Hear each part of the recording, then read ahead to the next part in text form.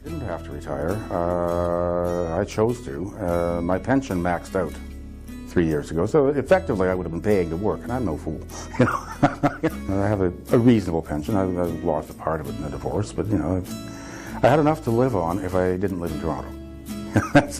So you know, we took a look at our circumstances and decided that you know we should get out while we were young, while we could still enjoy doing something else. And frankly, I was getting tired. It was the oddest thing. I'd stopped caring very much about my job. And yet the students were evaluating me higher and higher and higher for my teaching. And I didn't bother to learn their names. I'd been obsessive about that for many of the years of teaching. The last 10 years, they're all just students. They all look the same to me. It's time to give back. I was always active in various things, but never felt I had the time to really do things properly. So, what am I doing? I've been on the board of the community legal clinic now for nearly 3 years. That happened because we were looking for things to do, and there was a thing called Learning in Retirement, which at that time was reasonably priced. So I took a course on seniors and the law, and as a result ended up on the board of the legal clinic.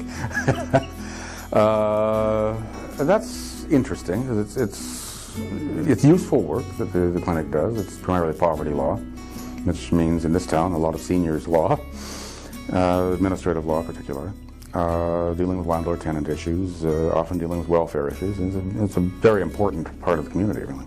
I'm the executive of the Pinokian Hills Field Naturalists, where I've been responsible for finding speakers for their meetings this year, and that was a bit of an education. I've been volunteering at the museum for the last 3 years as well. They have a huge collection of digital slides and prints and images, and I've been digitizing them very slowly. It's a very kind of tedious, mechanical kind of process, and I have to be in a kind of a zen state to be able to do any kind of production on it. I found this very odd thing going on. For 40 years, I was getting up at about 6:15 in the morning, even on the weekends. Couldn't sleep in.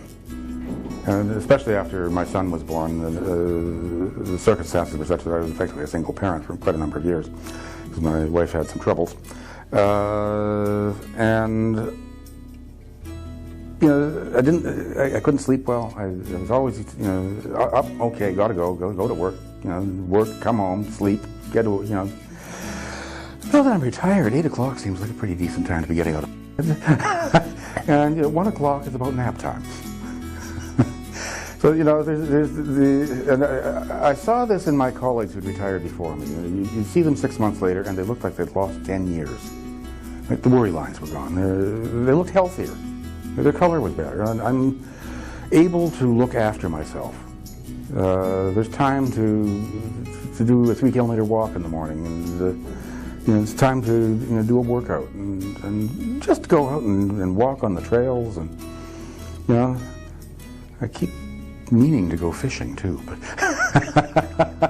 like I have this fishing gear, and there seems to be it's like my personal library where there's very little connection between purchasing books and reading them. So there's lots to do. Now, this place is beautiful. Every day I look out and it's a new landscape that I'm living in. You know, there's birds all over the place. I'm still laughing about all my friends, and I told them I was moving to Elliott Lake, and they'd say, "What are you going to do?" My gosh, I'm busier than when I was working.